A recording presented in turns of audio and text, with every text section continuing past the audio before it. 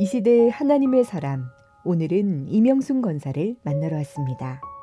30이 되기까지 교회 문턱 한번 밟아보지 못한 그녀가 이제는 교회를 가장 사랑하는 사람으로 변화되어 평범에서 비범으로 비상하는 삶을 살고 있습니다.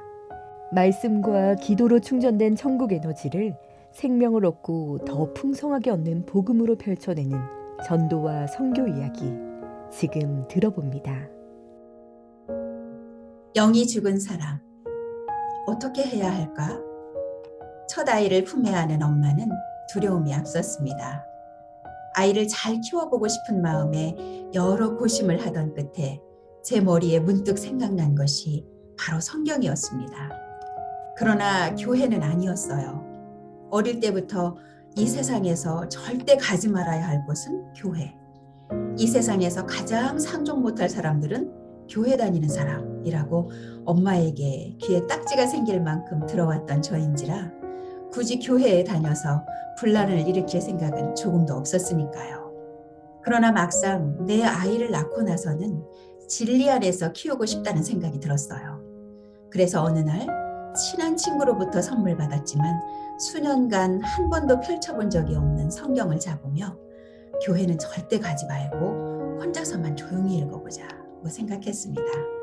창세기라고 쓰인 첫 장을 읽기 시작했으나 채 몇 줄을 읽지 못했어요.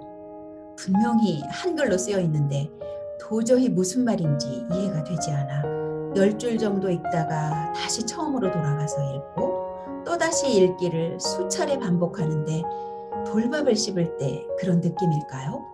꼭 돌글 같았어요. 딱딱하고 무의미하고 재미없고 씹히지도 않는.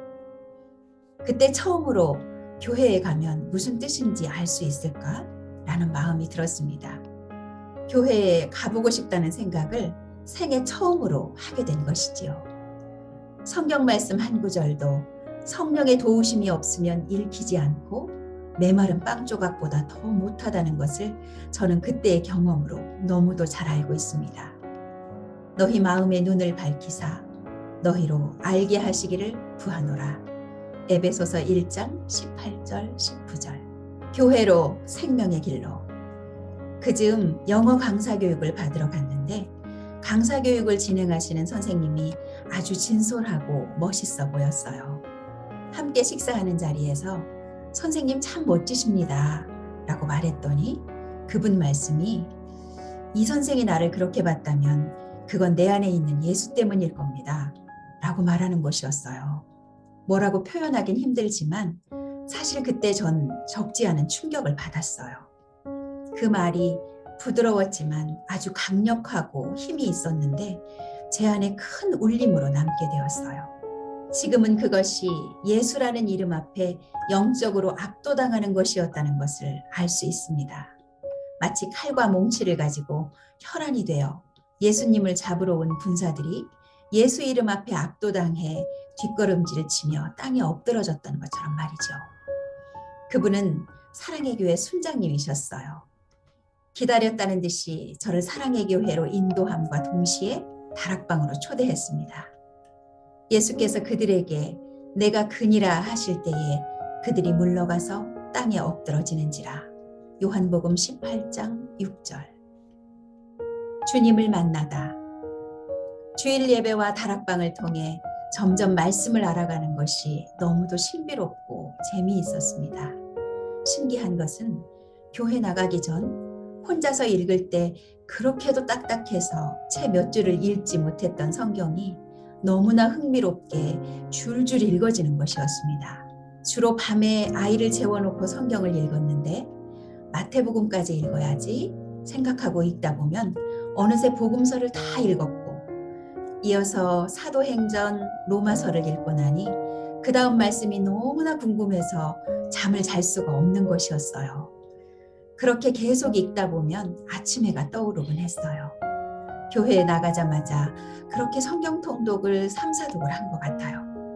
제가 성경 읽기가 너무 재미있다 하니까 뭐가 그렇게 재미있느냐고 순장님이 물어보셨을 때 베드로는 사람 이름이고 고린도는 지역 이름이더라고요 라고 대답했던 기억이 납니다. 그렇게 성경을 읽던 어느 날 그날도 새벽 2, 3시쯤 되었던 것 같은데 고린도전서 말씀을 읽으면서 놀라운 경험을 하게 되었습니다. 제가 초등학교 1학년 때 아빠가 돌아가셨고 엄마는 홀로 우리 이남 3녀를 힘겹게 키우셨어요. 그 버거운 삶의 과정을 지켜보면서 하고 싶은 것이 있어도 늘 스스로 포기하는 삶을 살아왔던 저는 마음 저변에 하나님을 향한 원망을 쌓아두고 있었습니다. 100m 달리기를 하는데 나는 시작 지점에 두고 다른 사람은 50m 지점에 두고 출발 신호를 울리면서 똑같은 결승점을 향해 달리라고 하는 너무나 불공평한 하나님. 하나님은 없거나 만약 있다고 하더라도 그런 하나님이라면 나에게 인정받거나 존경받을 필요가 없는 하나님이지 라는 생각을 자라면서 참 많이 했거든요. 그런데 고린도전서 10장은 이렇게 말씀하고 있었어요. 내가 감당할 시험만 있었고 감당하지 못할 시험은 없었으며 시험을 피할 길도 주셨고 또한 감당하게 하셨다. 이 말씀 앞에서 하나님은 그런 나를 다 지켜보고 계셨고 나를 떠난 적이 없었다는 것을 깨닫게 되었고 내가 완전히 하나님을 오해하고 있었다는 것을 알게 되었어요. 말씀은 너무나 포근하고 따뜻하게 다가왔고 죄송해서 또 감사해서 주체할 수 없이 많은 눈물이 흐르고 또 흘렀습니다. 그날 새벽 그렇게 주님께 대한 오해를 다 풀고 그 후로 완전히 새 사람이 된 느낌이었어요. 그리고 지금까지도 끊임없이 말씀에 젖는 은혜를 주셨습니다. 사람이 감당할 시험밖에는 너희가 당한 것이 없나니 오직 하나님은 미쁘사 너희가 감당하지 못할 시험당함을 허락하지 아니하시고 시험당할 즈음에 또한 피할 길을 내사 너희로 능히 감당하게 하시느니라. 고린도전서 10장 13절. 선교와 전도의 꿈. 말씀의 은혜는 늘 공급받았지만 삶은 그렇게 녹록하지 않았습니다. 남편의 사업 거래에서 사기를 당한 저희 가정은 큰 어려움에 빠지게 되었어요. 세례를 받은 무렵 어느 깜깜한 밤에 누군가가 지나가는데 사람은 보이지 않고 음성만 크고 또렷하게 들려왔습니다. 에베소서 3장 1절이라고 말하며 지나가는 것이었어요. 너무 놀라서 벌떡 일어나 그 음성을 따라 말했어요. 네? 에베소서 3장 1절이요? 꿈이었습니다. 그런데 그 음성을 따라 할 때 저는 실제로 깨어 일어나 제 귀에 명확히 들릴 정도로 큰 소리로 말했어요. 성령께서 혼돈하지 않도록 나를 깨워 눈을 뜨고 몸을 일으켜서 육성으로 따라하게 하신 것이라는 것을 나중에 느낄 수 있었습니다. 성경을 찾았습니다. 이러므로 그리스도 예수의 일로 너희 이방인을 위하여 갇힌 자 된 나 바울이 말하거니와. 에베소서 3장 1절. 쉬운 말씀은 아니었어요. 바울이 선교 여행 중에 일어났던 일이니까 선교, 복음을 전하다 갇혔으니 전도, 두 단어가 마음에 새겨졌습니다. 저는 지금도 에베소서 본문으로 하는 설교 말씀은 눈을 크게 뜨고 정신 차려 듣습니다. 요셉의 꿈 이야기를 듣고 아버지 야곱이 그의 말을 간직해 두었더라 하는 창세기 37장 11절 말씀처럼 이것은 제가 간직해 둔 꿈이 되었고 지금까지도 변함없이 선교 그리고 전도라는 말에 늘 가슴이 설레이곤 합니다. 16년 만에 주신 응답. 계속 말씀을 묵상하면서 선교와 전도에 대한 꿈은 더욱 커져갔습니다. 저를 전도하신 분이 자비랑 선교사가 되어 1년에 10여 차례 해외 선교를 다니는 것을 보고 저 역시 자연스럽게 선교에 대한 꿈을 키우게 되었어요. 2010년 아들도 어느 정도 커서 곧 고등학생이 될 것이니 1년에 몇 번이라도 본격적으로 선교 사역에 동참하려고 계획하고 단기 선교부터 참여하기로 마음먹었어요. 그때 갑자기 몸에 이상이 왔습니다. 직감적으로 내 몸이 예사롭지 않다는 걸 눈치챘고 어쩌면 생각보다 더 심각할 수도 있다고 예상했어요. 머뭇거리다 병원을 찾은 저는 놀라운 소식을 듣게 되었습니다. 임신이었어요. 첫 아들을 낳고 둘째를 위해 10년을 기도했습니다. 10년이 지나도 둘째가 생기지 않자 결국 포기하고 부탁했던 중보기도도 다 거둬들였어요. 그런데 43세 나이에 16년 만에 임신이 된 거예요. 남편과 저는 딸을 무척이나 원했는데 하나님께서 그렇게 우리 가정에 오빠와 16년 차이 나는 딸을 선물로 주셨습니다. 이미 순장 사역과 교구장 사역이 한창이었는데 출산의 타이밍에도 세심하게 간섭하시는 기가 막힌 주님의 손길을 경험하게 되었습니다. 순원들과 상반기 다락방 종강 식사 모임까지 모두 마치고 바로 병원에 가서 출산하고 나니 7, 8월은 다락방 방학 기간이라 2달을 충분히 쉬면서 몸조리했고 9월에 2학기 개강을 하는데 다락방을 쉴 명분도 이유도 그리고 쉬라는 사람도 아무도 없었습니다. 그래서 출산 중에도 다락방을 쉬지 않는 은혜를 주셨어요. 그렇게 비록 선교와 전도는 유보되는 듯 했지만 가장 좋은 것을 주시는 하나님이심을 굳게 믿고 딸아이를 키우면서 말씀과 기도에 더욱 전념하게 되었습니다. 나의 사랑, 나의 교회.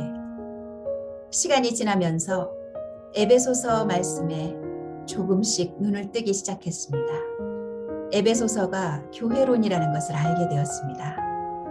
하나님께서 저에게 주신 선물 중 하나가 바로 교회를 사랑하는 마음을 주신 것이에요. 30이 되기까지 교회 문턱 한번 밟아보지 못하고 세상에서만 살면서 교육받아 왔던 저는 그 세상에 진리가 없다는 것을 누구보다 잘 알고 있습니다. 교회에는 예수님이 있고 예수님께는 진리가 있었으며 세상에 없는 참 사랑이 있었어요. 교회 안에서 사는 것이 얼마나 안전하고 가치 있는 삶인지를 알기에 저는 교회를 너무 사랑합니다. 어느 날 주님께 말씀드렸습니다. 저는 교회가 너무 좋아요. 그런데 주님, 저는 교회를 위해 무엇을 할까요?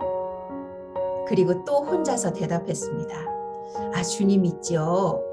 우리 교회에 어려움이 생기면 저는 흔들리지 않고 끝까지 교회를 사랑하고 지키겠습니다. 이렇게 말하고도 스스로 우스웠습니다. 당시 우리 교회는 담임 목사님 사역 계승이 있었고 너무나 잘 나가던 교회라 그럴 일이 있을까 싶었죠. 어느 날 새벽 교회를 위해 담임 목사님을 위해 기도하는데 음성이 들렸습니다. 이는 내가 사랑하는 나의 종이니 내가 그를 도우라. 분명히 도우라고 말씀하셨는데 그 말씀이 이해가 되지 않았어요. 그래서 이렇게 말씀드렸죠. 주여, 큰 자가 작은 자를 돕겠나이다. 주님께서 다시 말씀하셨어요. 그를 위해 기도하라. 그제서야 깨닫게 되었습니다. 깨어 교회와 목사님을 위해 기도하게 하심으로 교회를 사랑하는 예수님의 마음을 알게 해주셨다는 것을. 몇 년 후 우리 교회에는 진짜로 큰 어려움이 있었지만 그 모든 과정을 지나 다시 견고하게 세워지는 것을 보면서 하나님의 신실하심을 찬양하게 됩니다. 하나님이 자기 피로 사신 교회를 보살피게 하셨느니라. 사도행전 20장 28절 B.